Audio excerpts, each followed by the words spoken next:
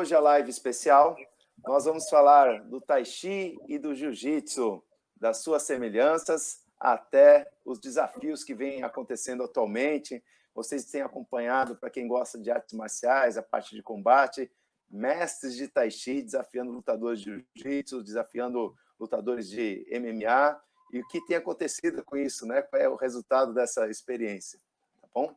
Quem coordena esse canal que vocês estão assistindo, que se chama Tai Chi Central Kung Fu, junto comigo é o professor Leonardo Ferraz e Norton Roman, né? Hoje a gente trouxe um especialista na arte do Jiu-Jitsu, dentre outras modalidades, para trazer mais propriedade sobre esse debate. Quem está comigo é o professor, mestre, colega, amigo lá da Unicamp, professor Arlindo Baião Júnior.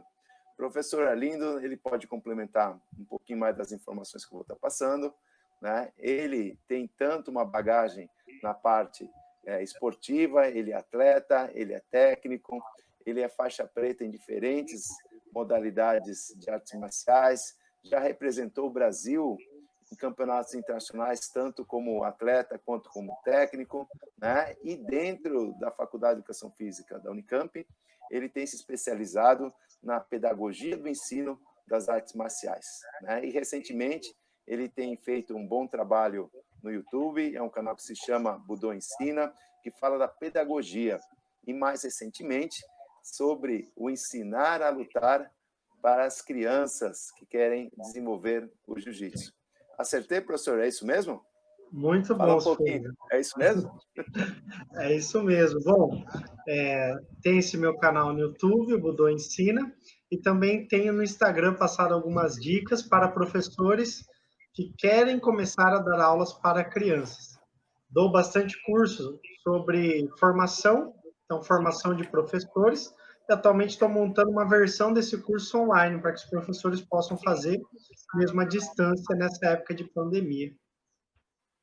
A pandemia que trouxe muitas inovações, né? Para quem Sim. já viu o último vídeo do nosso canal do Tai Chi Central Kung Fu, viu que a gente vai começar a partir de agora, e essa é a primeira das lives, trazendo especialistas, professores convidados, para falar um pouquinho mais sobre o Tai Chi na sua prática, visando a saúde, mas sem perder sua essência marcial. Inclusive, professor Juninho, as aplicações, os movimentos que a gente vai ter que realizar agora, que a gente mostra no canal, tem que fazer os protocolos de segurança. Então, não estranhe se ver a gente de máscara por aí, fazendo Tai Chi. Tá bem? Tranquilo, tá tranquilo. Para começar esse debate, eu queria falar das semelhanças, né? O que será que o Tai Chi e o Jiu-Jitsu tem em ponto em comum? Será que tem semelhanças dessas duas artes marciais? Queria que o Norton comentasse um pouquinho sobre isso. Norton, tudo bem? Boa tarde. Boa tarde, gente. Eu vou dizer que, pelo amor de Deus, né? Sobre o jiu-jitsu, não vou conseguir comentar muita coisa, do tipo, ele existe, legal, sabe? E aí o Arlindo vai vir aí e vai atropelar, né? Semelhanças, é lógico que existe, mas não é nem só com essa. Eu tenho certeza que existe com toda e qualquer arte marcial. Você não vai conseguir fazer uma coisa legal, assim, bem feita, se você não tiver equilíbrio. Você não vai conseguir com que teus músculos tenham a rapidez certa se você não estiver relaxado. Você não vai conseguir com que saia com a potência certa se você não respirar na hora certa, sabe? Então, esses princípios se aplicam a qualquer arte marcial, certo? Então, é lógico que nessa base, o Tai Chi e qualquer outra, certo? Eles com certeza vão ter semelhanças. Isso aí eu não tenho a menor dúvida. Elas vão diferir em filosofia, certo? Estou falando em geral, assim, certo? Mas eu acredito até que por terem uma origem... Se você olhar lá no fundo mesmo, vem da China a coisa. Então, lá na origem elas vão ter alguma coisa comum, mas há dissidências, e aí vai, é normal. Elas vão ter uma raiz lá semelhante, mas depois diferem em filosofia. E diferem na aplicação, em por que elas existem. Que nem estava falando um monte de mestre de Tai Chi levando couro aí do pessoal que luta, né? Mas será que realmente pensaram na aplicação marcial disso daí? Para muito além, e a gente vai comentar depois o que acontece nessa vida, o pessoal que se junta num núcleo e aquele núcleo vira o universo deles, e qualquer coisa, por mais mágica que seja, aquilo vira verdade. Aí basta uma olhada pela janela, né? Cai da cadeira. E aí, o bom é que isso vai para o YouTube e a gente consegue rir, sabe, gente? Serotonina, é mó legal, sabe? Deixa a gente feliz, sabe? Mas, ao mesmo tempo, eu sei que tem gente que acredita realmente nisso. E aí a coisa passa a ser não tão engraçada, né? Mas, então, essa parte comum, com certeza, eles compartilham. Agora, a parte realmente, assim, o que é o jiu-jitsu, e principalmente, né, a diferença entre o jiu-jitsu tradicional e o jiu-jitsu brasileiro, né? Que aí eu acho que é lindo, não tenha dúvida, né? Legal. Professor Leonardo, mais contribuições, assim, num primeiro olhar, do que essas duas artes marciais têm de semelhanças? O que eu acho que é interessante é que tanto o Tai Chi quanto o Jiu-Jitsu, ele trabalha em relação a equilíbrio próprio e entendimento do que o oponente está fazendo. Né? Você precisa entender e detectar o movimento do oponente para conseguir tirar melhor proveito. Acho que essa é uma das principais semelhanças que eu consigo ver pelo que eu conheço do Jiu-Jitsu. Né? A diferença é que talvez um pouco a questão da aplicabilidade. Você tem o Jiu-Jitsu. Caiu. Tudo bem.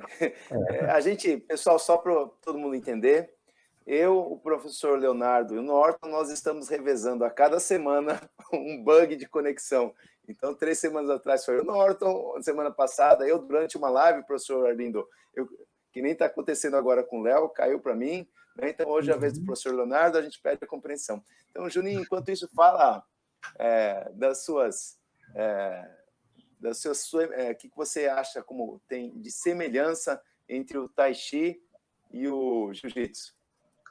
Bom, essa é uma pergunta, de certa forma, um pouco difícil para mim, por eu não ser um especialista em Tai Chi, não ter um conhecimento muito aprofundado, mas acredito que existem algumas semelhanças. Por exemplo, se a gente for observar alguns fundamentos que são aplicados no Tai Chi, como desequilíbrio, deslocamento, algum tipo de domínio, algum tipo de projeção, a gente vai conseguir observar esses princípios também dentro de algumas técnicas do jiu-jitsu, mesmo que aplicados de outra forma, em cima de outra técnica em si, mas um princípio do movimento, do deslocamento, o princípio da movimentação, você pode observar que vai ter muita coisa similar.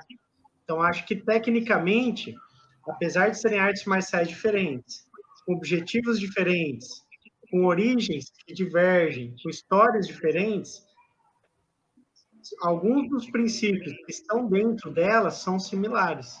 Então, acho que essa seria a maior semelhança do jiu-jitsu com o tai chi.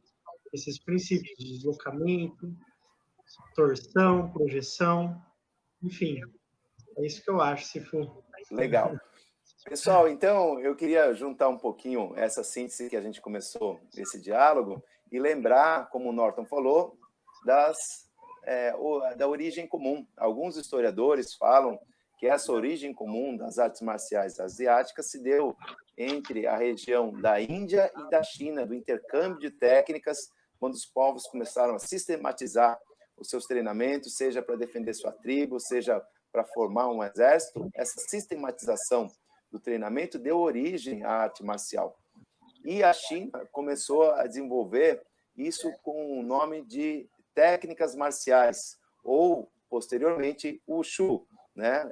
O que o pessoal pronuncia mais aqui é o W com som de V, então ficaria o Wushu. Mas algumas pessoas que conhecem a arte marcial japonesa conhecem o nome também Bujutsu, né?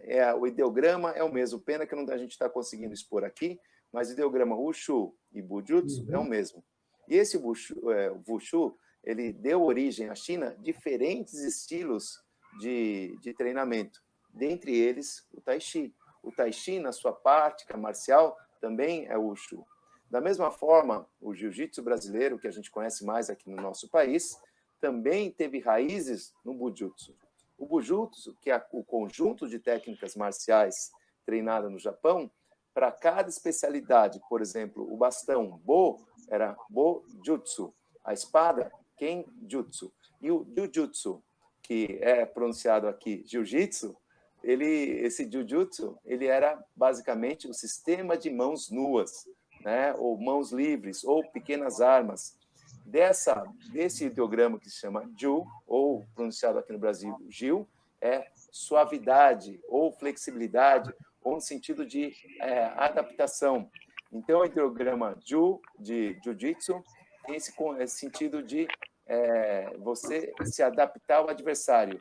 E o Shu é o mesmo ideograma de Jitsu, que é como seito, técnica, arte. Então, a arte suave do Jiu-Jitsu, ela tem essa conotação de também pertencer ao Bujutsu. Então, seja o Wushu, seja o Bujutsu, que esse conjunto de técnicas marciais, ambos têm essa origem comum, tá bom? Se a gente for olhar pelos ideogramas. E aí, dando continuidade a essa história, eu queria que o professor Arlindo falasse da trajetória do Kano Jujutsu, que depois foi conhecido como Judô, onde o sensei Jigoro Kano, no Japão, desenvolveu uma escola, que é a Kodokan. Estou acertando por enquanto, né, professor? Sim, com certeza. E dessa famosa escola Kodokan, ele formou muitos alunos. E esses alunos, num determinado momento, eles foram espalhar o Kano Jujutsu, ou seja, o sistema de luta do mestre Jigoro Kano, de mãos livres, pelo mundo todo. E um desses praticantes veio aqui para o Brasil. Continua aí, professor. Quem foi esse cara aí que chegou no Brasil? Lá na terra do Chimbinha.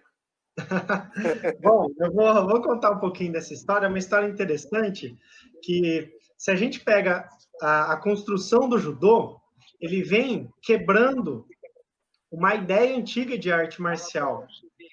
E ele pega o Jujutsu antigo, desconstrói o Jujutsu para criar um outro conceito de modalidade. E quando esse conceito vai para o Brasil, o brasileiro ele transforma esse conceito novo no conceito antigo novamente. E aí que surge o Brazilian Jiu-Jitsu. Mas eu vou explicar certinho. No Japão, as artes marciais, no final do século XIX, 1850, 1860, elas estavam caindo em desuso. Existiam vários estilos de arte marcial desarmadas, e lá eles usavam o nome Jujutsu para englobar todas essas artes marciais. O que diferenciava era o estilo. Então era, por exemplo, Kano Jujutsu. É o estilo de combate desarmado do Kano, que é o Jigoro Kano. Tinha o Kito Jujutsu, que é o estilo de luta desarmado do Kito. Esse termo Jujutsu era parecido com o que a gente usa na atualidade, lutas, que é um termo genérico para englobar tudo que tem a ver com arte marcial. E o Jujutsu tinha esse mesmo conceito, né? E essas artes marciais, elas estavam caindo em desuso. Por quê? Porque no Japão não haviam mais guerras.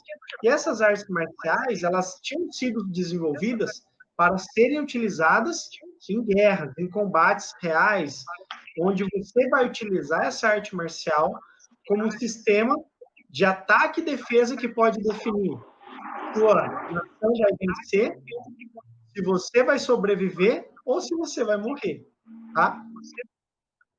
Só que, por não haver mais guerras no Japão, essas artes marciais estão caindo em desuso. Ninguém mais praticava arte marcial, porque não existia outra função para a arte marcial na época que se não fosse a guerra.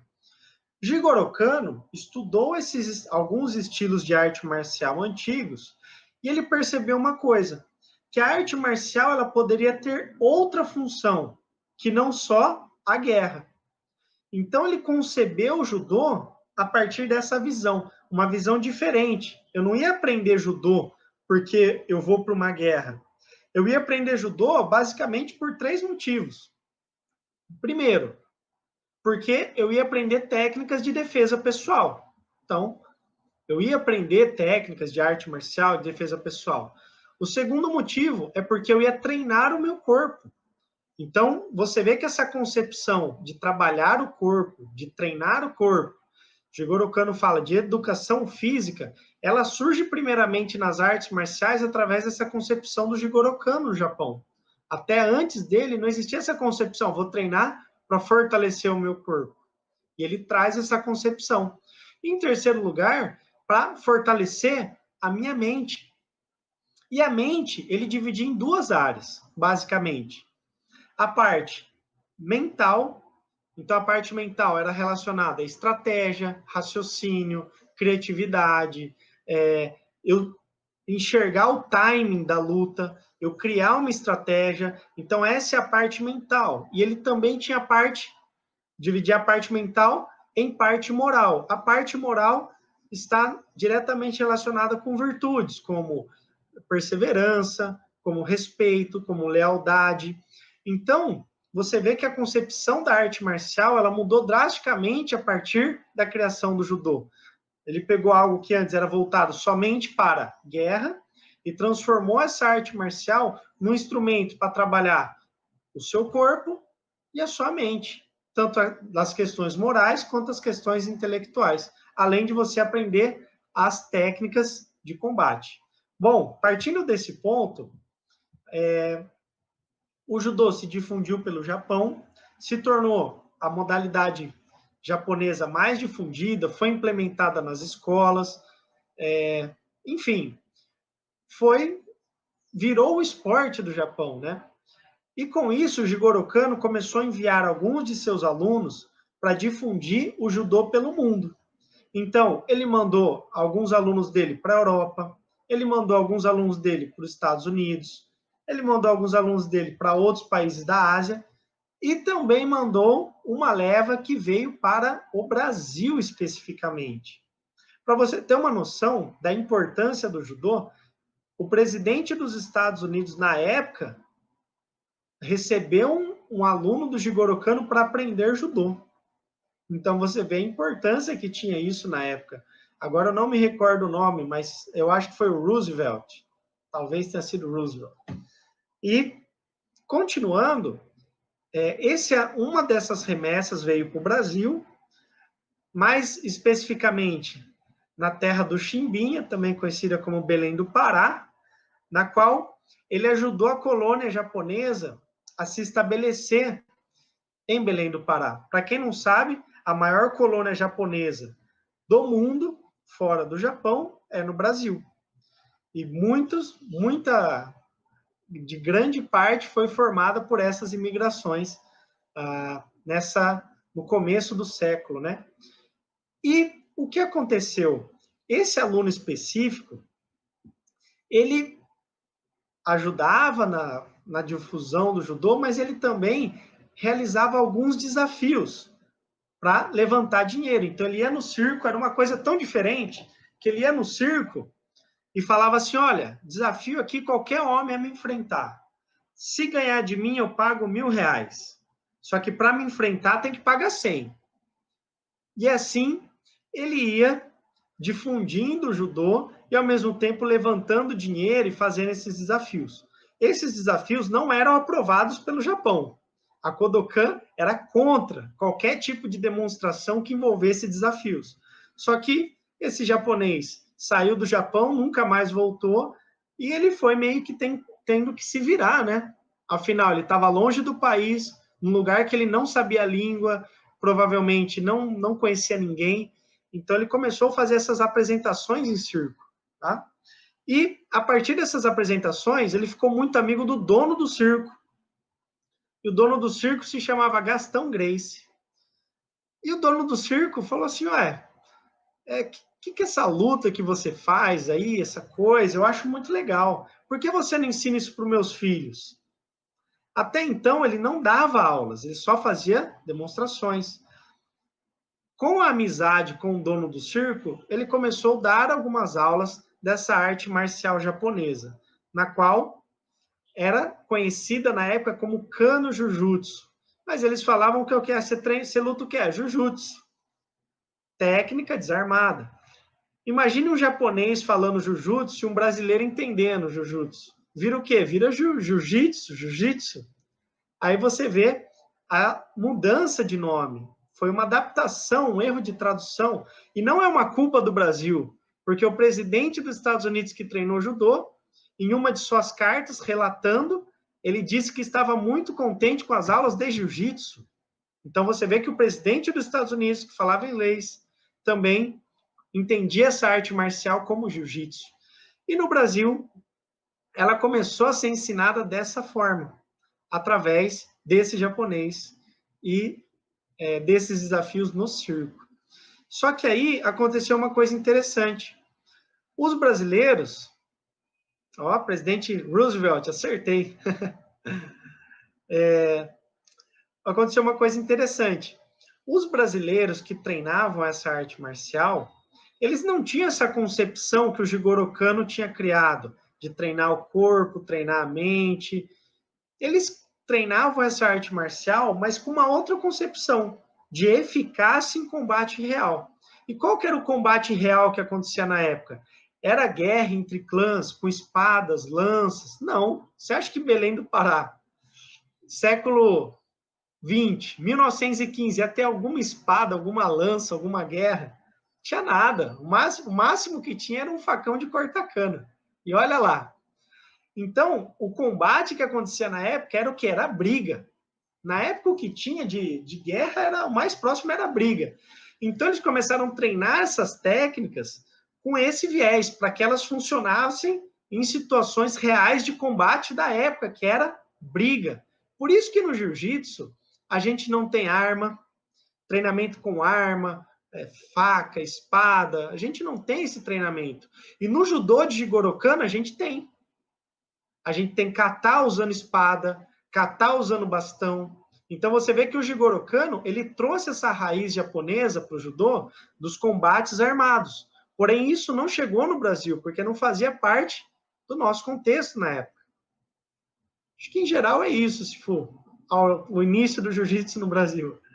Legal. Comenta só também rapidinho que essa questão dos desafios deu origem também àqueles famosos desafios da década desde 1930, 1950, que deu origem, inclusive, ao Vale Tudo, os desafios que eram publicados em jornal, e lotavam estádios de futebol. Bom, né? Fala um pouquinho dessa época. Alguns anos depois que a família Gracie aprendeu jiu-jitsu lá em Belém do Pará, eles mudaram para o Rio de Janeiro. Eles não foram os únicos que aprenderam jiu-jitsu.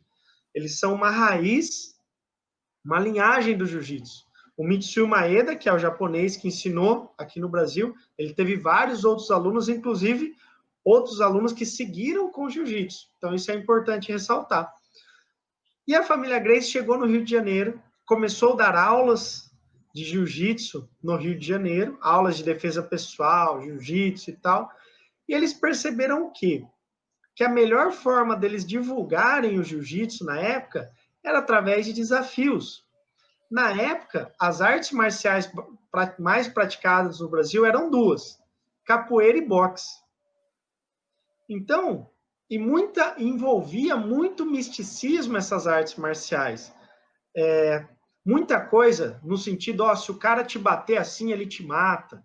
Se o cara fizer isso, você morre. Sempre existia esse misticismo. Mas o pessoal falava assim, se o cara bater assim, você morre. Tá, mas quem que você viu que ele matou assim? Não, ouvi falar. Ninguém nunca viu, de fato, acontecer essa morte, esse golpe fatal. Mas era um misticismo da época, não tinha internet, não tinha televisão, as pessoas não tinham acesso à informação. Então, a arte marcial era carregada de misticismo, de lendas, de histórias em volta dela, né? E o jiu-jitsu, que foi desenvolvido baseado na eficácia em combate real, eles viram que o melhor tipo de propaganda seria o quê? Vamos fazer desafios contra outras artes marciais, para mostrar que o jiu-jitsu é mais eficiente. E assim a família Gracie começou a fazer desafios. Então eles iam, por exemplo, tinha um mestre de capoeira. Eles desafiavam o mestre e faziam uma luta a portas fechadas com o mestre. Era um vale tudo. Valia literalmente tudo. Mordida, dedo no olho. Eles não estipulavam regras, tempo, nada. Porém, era uma luta muito leal, na qual se algum deles a qualquer momento desistisse, a luta parava. Não era uma guerra de vida ou morte. Apesar de ser um vale tudo, era uma luta muito leal.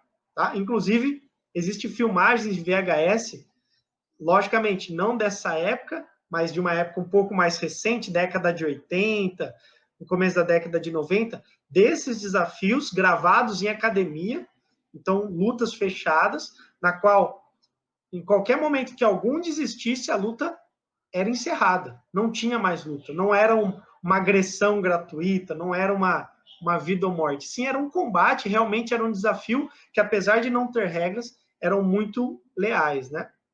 E eles começaram a fazer isso tomou uma proporção tão grande na década de 30 e de 40, que japoneses começaram a ser desafiados para vir para o Brasil enfrentar os membros da família Gracie. Inclusive, esses desafios eram noticiados no jornal O Globo. Então, você vê a proporção que isso tomou. Eram realizados, as rádios divulgavam, alguns desses desafios foram realizados no Maracanãzinho. Então, você vê o tamanho que se tornou, esses pequenos desafios que eram realizados, se tornaram gigantescos no Rio de Janeiro. Tão gigantescos que os japoneses começaram a vir para o Brasil enfrentar esses membros da família Gracie. Em alguns desafios venceram e outros perderam, tá? E para você ter uma noção, a influência da família Gracie na época, houve uma briga no Rio de Janeiro, na década de 40 para 50. O Hélio Gracie foi preso.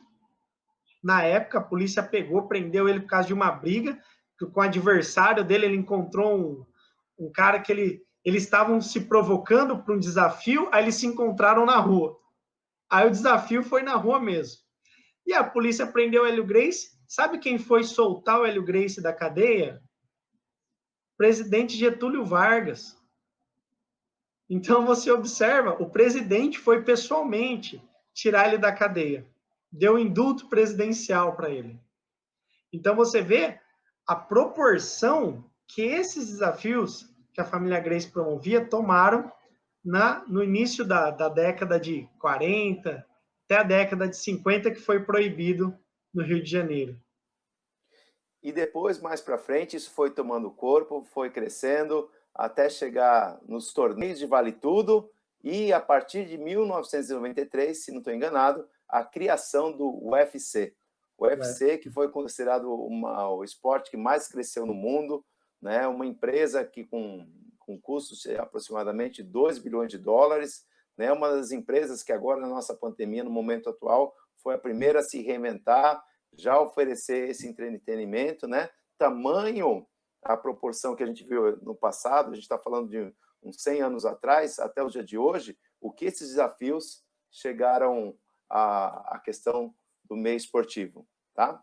E essa outra semelhança que a gente pode falar do Tai Chi e do Jiu-Jitsu são esses misticismos, né? Que esse golpe mata, esse funciona desse jeito. Eu não sei se a gente consegue compartilhar. Será, professor Leonardo, eu queria compartilhar minha tela, um famoso vídeo do bambu amarelo. Aí a gente pode fazer uma narração simultânea.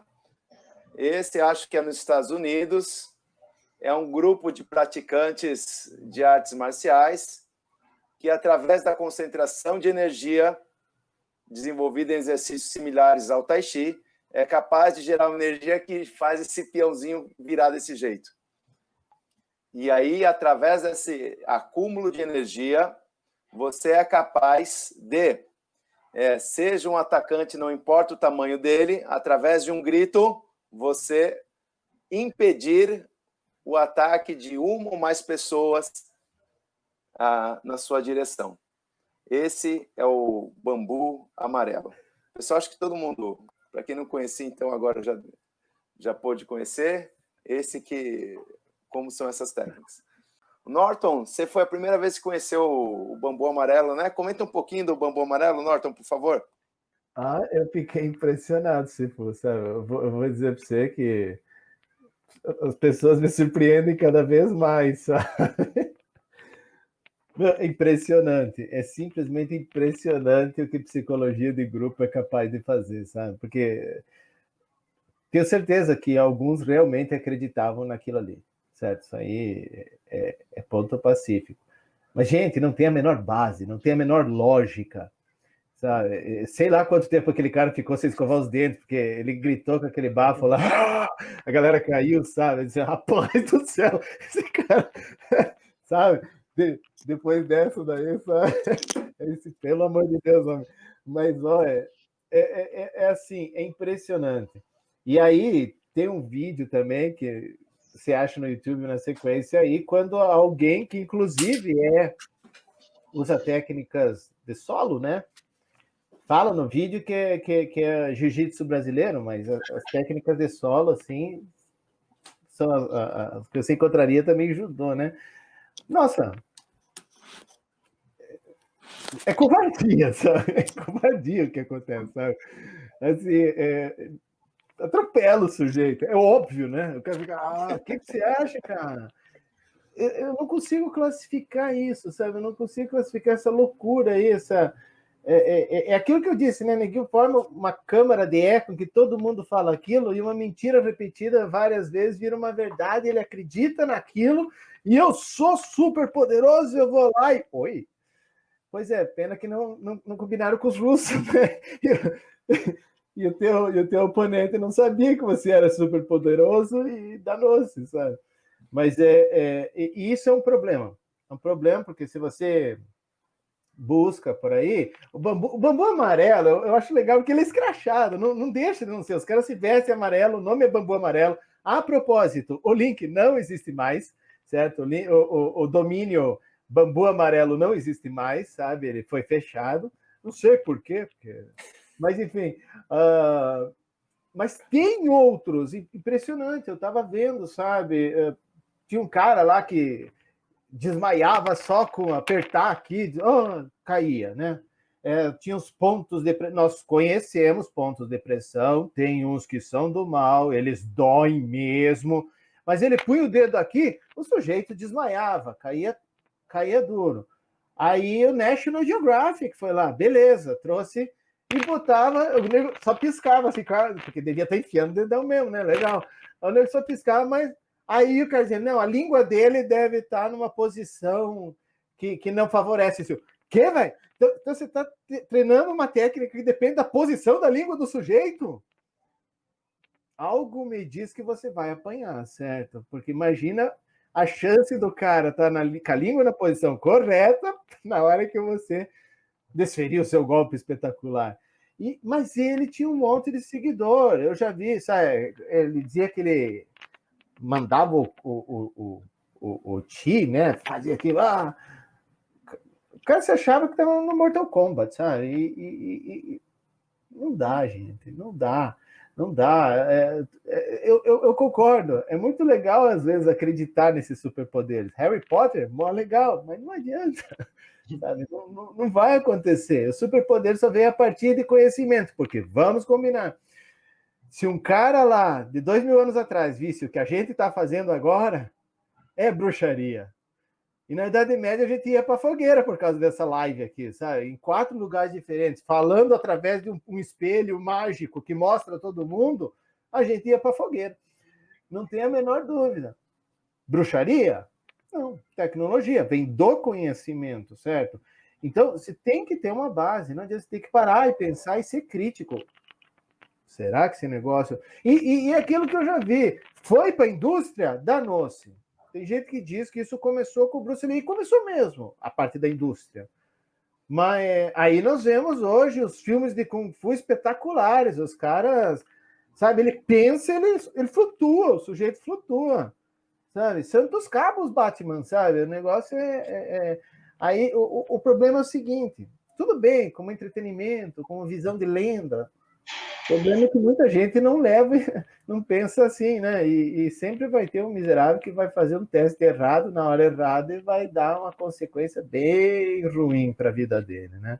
E desse grupo que pensa e que vive e que se limita a esse tipo de experiência marcial, né? De vez em quando surge um desafio igual existia no passado, igual existia antes na China, nas praças tinha o Lei Tai, onde você tinha os desafios públicos, né?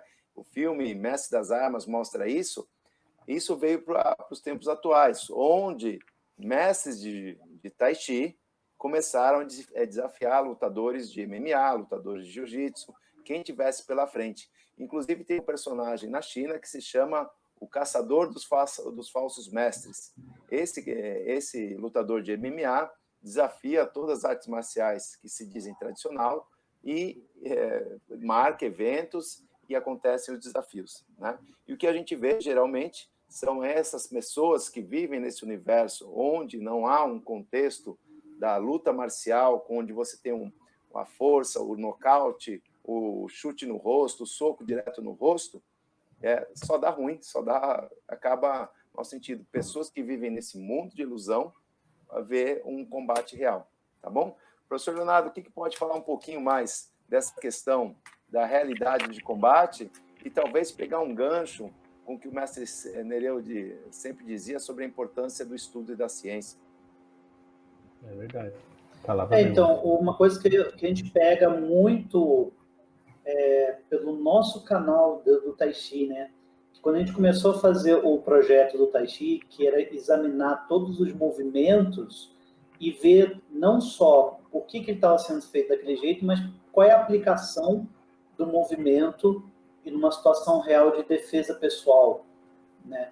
E era uma coisa assim que a gente, eu, você, o Norton, ele estava olhando lá, por exemplo, o manual do Gurujian, de 1936, em que os grandes mestres, eles tinham uma visão diferente do que era uma defesa pessoal. E como eles descreviam isso, era uma coisa muito estranha.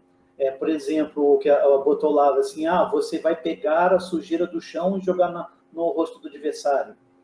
Assim, ou então você vai pegar com o seu braço direito e acertar exatamente o cotovelo esquerdo a 2 centímetros para trás do nervo. Assim, numa situação real de perigo, você não vai conseguir fazer absolutamente nada disso, né? Então, a forma como os mestres descreviam antigamente, você começava a se questionar do que eles viviam, né? Onde é que eles viviam, que mundo, que realidade que eles viviam. Né, do tipo, será que ele realmente fazia uma armação com os adversários, e os adversários, você ataca desse jeito, hein? Porque aí eu consigo mostrar que minha técnica é melhor. Né? E a gente viu isso, a gente começou a estudar justamente essas aplicações e ver assim, olha, não tem nem como, não tem cabimento, não importa, a não ser que você pese 150 quilos a mais e tenha uma agilidade muito grande, ou você seja mais rápido que o The Flash, você não consegue aplicar daquele jeito. Então, como é que a gente faz? Não desacredita? Não, tem que ter um fundo de verdade, né? Tem que ter um fundo do que partiu de algum ponto esse pensamento de defesa.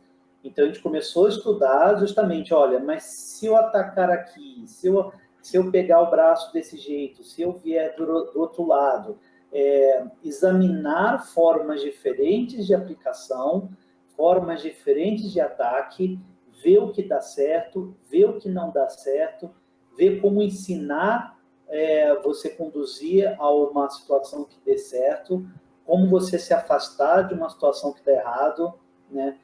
Aí é por isso que você tem que ter conhecimento, não só da sua técnica, como da técnica do adversário. Se você vai enfrentar alguém que você nunca viu falar, você não conhece nem o que ele sabe lutar, você vai lá de cara, aí você pode estar com um problema, né?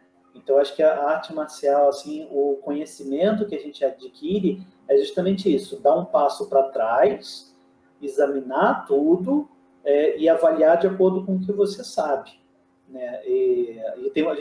Por isso que a gente vê muito disso aqui. O pessoal se acha que conhece tudo, vai enfrentar alguém que às vezes nem viu como é que se luta, né? Ah, eu sei o que ele mostrou, mas eu não sei o que ele sabe. Aí depois vai lá e quebra a cara, né? Então, o conhecimento não é literalmente, às vezes, né? O conhecimento não é só você ler o que o cara escreveu, mas também aplicar. Você vai levar muito golpe na cara, você vai levar muito olho roxo, pode perder dente, mas se você treinar com respeito, é uma coisa. Se você quiser treinar na cara dura, assim, para ver se dá certo o que você treinou, aí vai ser ensaiado, né? Aí é problemático isso aí. E a gente vê, infelizmente, isso também muito no Tai Chi, algumas aplicações marciais do Tai Chi, onde, como o Norton falou, o professor, o mestre, encosta no discípulo e já pula para trás, já faz tal coisa. Isso não é uma realidade. E eu vou lembrar também o professor Plínio Tsai, que nos ensinou a forma tradicional, trazida ao Brasil pelo mestre Shankar Wei, né, que a noção de luta que era feita, como o professor Leonardo falou, do Guru Jan, quando escreveu seu manual de Tai Chi em 1936, a realidade hoje é outra, né? Hoje que a gente tem esse contato do MMA, o contato traumático, agressivo, muitas vezes nas academias de Tai Chi, né, mesmo que treine o Tuishou, não tem essa conduta de acertar no rosto com toda a sua força, uma canelada na cabeça. Então, são realidades diferentes que, quando se conflitam, não dá bom negócio. Mas eu posso dizer, aí eu queria a participação do professor Arlindo, que já o Jiu-Jitsu, muito da sua vertente, principalmente o Brazilian Jiu-Jitsu, foi criado e desenvolvido e se especializando para o MMA. É isso mesmo, professor? Fala um pouquinho rapidamente. O Jiu-Jitsu, a origem dele, a concepção dele, o Brazilian Jiu-Jitsu, né, era ele ser eficiente em um combate real. Então, a concepção primária do Jiu-Jitsu foi essa, do Brazilian Jiu-Jitsu, né? E o Jiu-Jitsu ele foi virar esporte, isso foi na década de 20. O Jiu-Jitsu ele foi virar esporte final da década de 80. Então você vê que toda a base do Jiu-Jitsu, todo o treinamento do Jiu-Jitsu era para você sair vitorioso, ter eficiência numa situação de combate real. E o Vale Tudo, ainda comentando que os professores que vocês falaram sobre o misticismo, o Vale Tudo em si, ele foi uma ferramenta fantástica para acabar um pouco com esse misticismo falso da arte marcial. Porque antes, a gente ouvia muito falar, se você bater aqui, a pessoa morre. Você, bateu assim, bateu, acabou a luta. Só que você nunca via a pessoa aplicar isso de fato. Você nunca viu uma situação que isso realmente acontecia. Era conversa. Com o Vale Tudo e com esses mestres que pregavam esses discursos entrando no Vale Tudo, seus alunos também participando, a gente conseguiu derrubar por terra muito desse misticismo. Hoje em dia, se uma pessoa chega para mim e fala assim, se eu bato aqui, eu mato o cara. Eu falo, entra no Vale Tudo, você vai ficar rico. Primeira coisa que eu falo pro cara. Então vai. Teve até um caso famoso, ele não é do Kung Fu. Eu nem sei de qual arte marcial que ele é, na verdade. Que ele passou até no Globo Repórter, 1999, o Mestre da Morte. Mão de alicate. Mão de alicate. Ele falava assim, eu sou a vida, eu sou a morte. Aí ele segurava, assim, em alguns pontos vitais, né? Alguma parte fraca mesmo da pessoa. Ele segurava, a pessoa ficava assim, ai. Ele falava, a vida dele está em minhas mãos. Falava essas coisas. E passou no Globo Repórter. O cara, entrevista, o único praticante, a arte marcial dele, Yawara. Só ele no Brasil. Não sei de onde ele... Não sei quem ensinou para ele também. É o único praticante, falava isso. E o que aconteceu? Ele ganhou uma certa notoriedade, até que colocou o seu aluno para lutar Vale Tudo.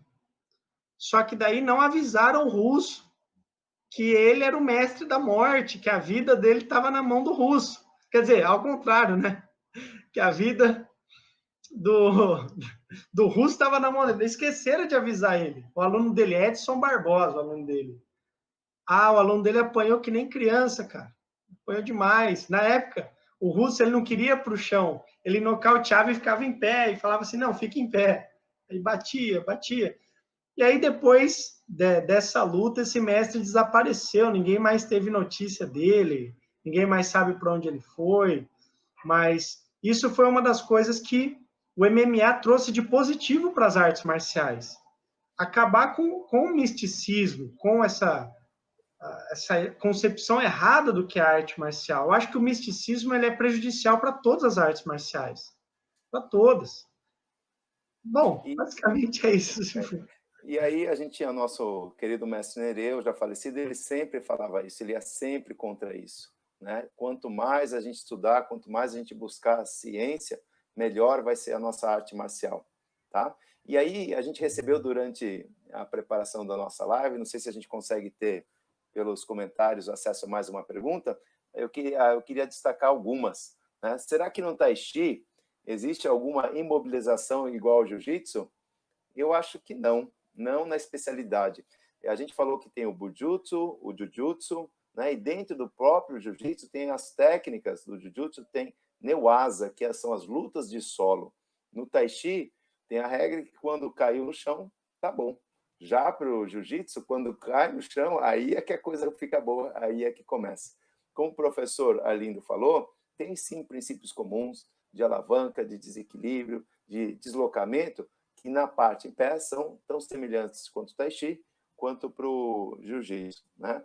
Outra pergunta, será que o Tai Chi pode ser usado na prática de combate? A gente pode falar que sim, né? Não como esse a gente viu do misticismo, do Mestre da Morte, mas o Tai Chi sim, ele pode ser utilizado. O professor João Mazzucci já deu depoimento dele de como os treinos de Tai Chi, na questão da fluência, da respiração, da concentração, o auxiliam na parte de combate. Outra coisa que a gente pode falar é o exemplo da lutadora Wei Li Zhang. Essa lutadora é a campeã atual de uma das categorias femininas do UFC, né? Uma lutadora chinesa, a primeira pessoa chinesa campeã do UFC. E ela é praticante de Tai Chi, né? Então, ela tem alguns trechos, a gente não vai conseguir mostrar aqui, mas a gente pode deixar links onde ela mostra a prática dela no Tai Chi. Mas ela não é só lutadora de Tai Chi e vai vencer no UFC. Não é por causa só do Tai Chi que ela é uma campeã no UFC. O Tai Chi, para ela, é um complemento do treinamento. Ela também treina Muay Thai, mostra ela também treinando o Sandá, que é o boxe chinês, a prática de combate esportivo do Kung Fu da China. Ela pratica também Suai Jiao, ela tem esse repertório motor de técnicas de luta que auxilia. Então, sim, o Tai Chi pode contribuir nesse sentido, o Tai Chi na sua visão marcial, tá? E essa seria a última pergunta, como o Tai Chi pode ajudar o praticante de esportes de combate? É muito bom essa questão do desequilíbrio, da respiração, de onde você concentra a sua força. Eu posso falar como minha experiência pessoal, acho que o Norton, o Léo, se quiserem comentar, podem auxiliar bastante na questão do combate. Tá bem? Pessoal, acho que a gente pode andar já para as conclusões finais, 1 minutinho para cada um. Léo, sobre essas reflexões, o que a gente pode falar? Eu acho que não existe uma arte marcial completa, né? Então, todas as artes marciais vão ter um ponto forte, um ponto fraco. Você vai ter aquela questão da arte marcial que queira treinar para vencer o ponto fraco da outra, e a arte marcial que sempre quer ser tudo, mas não é nada, né? Como eu já dizia lá em inglês, né? Jack of all trades, but master of none. Ou seja, você sabe tudo um pouquinho, mas não domina nada, nada concreto ali. Então, acho que é uma questão de você procurar entender o que você está fazendo. Qual é a arte marcial que você o que ela pode te ajudar? O que ela pode ajudar você a superar na sua saúde, na sua autoestima, na sua defesa? Saber conhecer por conta própria o que é bom, o que é ruim, né? Procurar outras pessoas. Não ir por estrelismo, não ir por fantasia, não ir por filme, não ir por vídeo de YouTube. Se quiser ir, mas fica com um passo atrás, né? Eu acho que é interessante você ter a noção, ter a própria consciência do que pode ser feito e saber dosar o que você quer aprender, né? Norton, quer falar alguma coisa agora? Sim, eu queria complementar o que o professor Arlindo falou sobre o MMA. Ele teve, sim, e é muito importante tirar esse misticismo, porque, pelo amor de Deus, mas eu acho que outra grande contribuição veio do primeiro M. Ele é mixed. Então, ele não diz, essa é a arte boa para isso. Aquela é a... Não, ele mistura. Ele pega o que cada uma, em tese, entendeu? Bom, né? Porque você não consegue misturar tudo, né? Então, mas o pessoal escolhe as suas cartas, as cartas da sua mão. Eu vou treinar essa e aquela, e seja o que Deus quiser. E cada uma é para complementar a outra. Então, nesse sentido, o Tai Chi também é útil. Mas se você vai só com o Tai Chi para dentro de um MMA, boa sorte. Mas da mesma forma, se você for só com uma luta, você vai passar apertado. Na melhor das hipóteses, você vai passar apertado, certo? Então, essa é outra coisa. Então, eu acho que o pessoal às vezes fica falando, é violento. Uma luta, vocês queriam o quê? Trucar? Ficar gritando truco? Não. Mas, ainda assim, é uma coisa com regras, é uma coisa... Tá claro o que é. E tem essa contribuição. Tira o misticismo daquele pessoal que acha que vai fazer assim, voar para trás e largar um raio em alguém, certo? Você olha assim. E diz, não tem a luta. Tem uma mistura de lutas. E ouso dizer ainda, a mistura deles ainda assim tem um forte viés. Qual? É um oponente só, dentro de um octógono, que, diga-se de passagem, não é muito pequeno, certo? Agora, reduz esse espaço, põe mais de um. Muitas das cartas que o pessoal colocou na mão caíram por terra, sabe? Então, é tudo uma questão de qual é o teu objetivo, para que você quer. E aí, sim, dizer, vamos tirar essa parte hollywoodiana do negócio aí, e para que eu quero, quais lutas me ajudam para o que eu quero. Eu acho que essa é a essência. E outra coisa que eu queria comentar sobre o nosso canal, uma coisa que a gente tenta mostrar, não é assim, a gente, embora mostre, para esse movimento, algumas aplicações, por que algumas aplicações? Porque não decore o movimento, decore o princípio, entenda o princípio por trás dele. Você está deslocando o teu peso e com o teu peso você gera um momento que vai sim tirar o sujeito do lugar. Porque a tua massa vezes tuas velocidades. Já vou trazer física para isso, sabe? Então, realmente, quando você tem isso, você ganha um poder que é muito maior, certo? Do que os teus músculos te dão. Então, não é uma questão de decorar, porque se você decora, a gente cai realmente. E aquilo ali do manual do Guruji é uma coisa que é maravilhosa de ver. Porque tem um golpe, sim, que ele diz que você se agachou para juntar a terra e jogar na cara do oponente. E se o sujeito estiver numa estrada pavimentada? Arranca os paralelepípedos e joga na cara. Não, cara, pensa no princípio da coisa, sabe? A tua aplicação é o princípio. O que você está fazendo, sabe? E é isso que a gente está tentando chegar. Somos mestres disso? Com certeza não, certo? A gente está caminhando, né, nesse sentido, sabe? Mas sempre tentando tirar o misticismo e fazer alguma coisa que faça sentido. Podemos errar, é óbvio.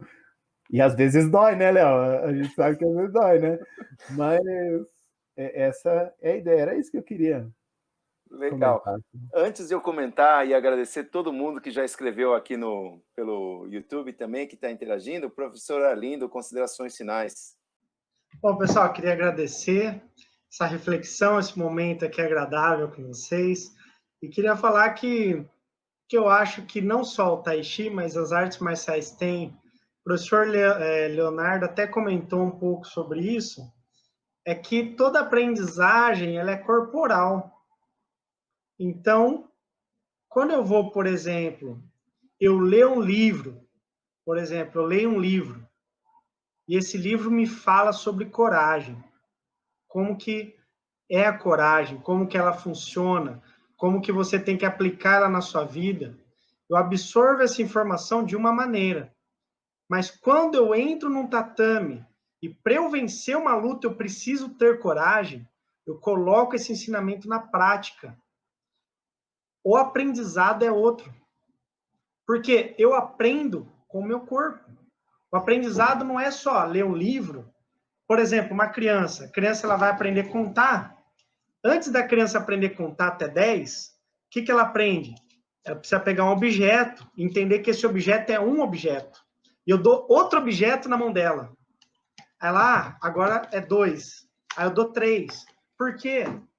Porque ela precisa ter uma vivência concreta sobre aquilo. Ela não consegue pensar de forma subjetiva se ela não tem uma vivência concreta. A partir do momento que ela tem uma vivência concreta, que ela internaliza essa informação, ela consegue pensar de forma subjetiva. 1, 2, 3, ela não precisa ter um objeto na mão dela. E quando a gente vai aprender certos valores, virtudes, conhecimentos, a lógica é exatamente a mesma. Como que eu vou aprender sobre coragem se eu nunca precisei pôr na prática a minha coragem? Como que eu vou aprender sobre equilíbrio, sobre perseverança, se eu não coloco isso na prática, se eu não vivencio isso na prática? Eu posso aprender a conceituação disso, mas como que eu levo isso de forma efetiva para a minha vida? Como que esse aprendizado vai ser internalizado na minha vida? É diferente. E eu acho que isso, o tanto o jiu-jitsu quanto o tai chi, são excelentes artes marciais que passam esse aprendizado que é corporal. O aprendizado de coragem, o aprendizado de perseverança, o aprendizado de querer ser melhor, o aprendizado de errar e entender onde você errou, de tentar fazer melhor da próxima vez. Enfim, eu acho que é isso, pessoal. Agradeço o convite e é isso.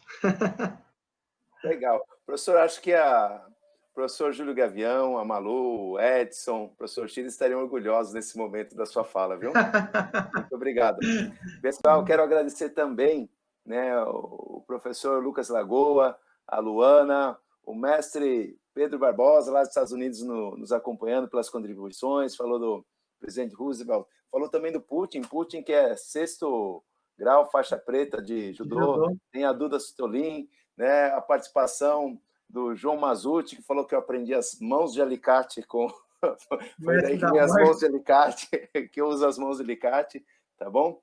E é isso, a gente agradece a participação de todos, em especial Sensei, professor Arlindo Baião Júnior, e a gente gostaria, então, falar que em breve essa reflexão vai estar no nosso canal, Tai Chi Central Kung Fu. Para quem ainda não se inscreveu, para quem não curtiu, por favor, faça isso, né? Tem muita coisa boa que a gente está tentando disponibilizar nesse sentido, da prática saudável, mas sem perder essa raiz, essa essência marcial, tá bom? Gostaria também de destacar, se até o professor Arlindo Baião puder depois, a gente pode colocar nos comentários, o curso que ele está dando sobre pedagogia do ensino do jiu-jitsu para crianças, o link do canal Budô Ensina, né, com certeza vai trazer boas contribuições.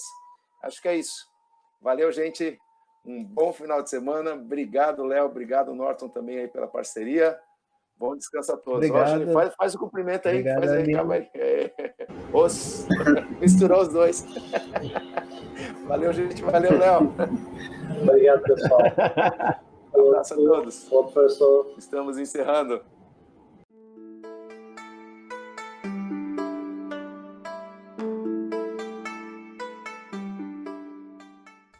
Academia Central Kung Fu Wushu.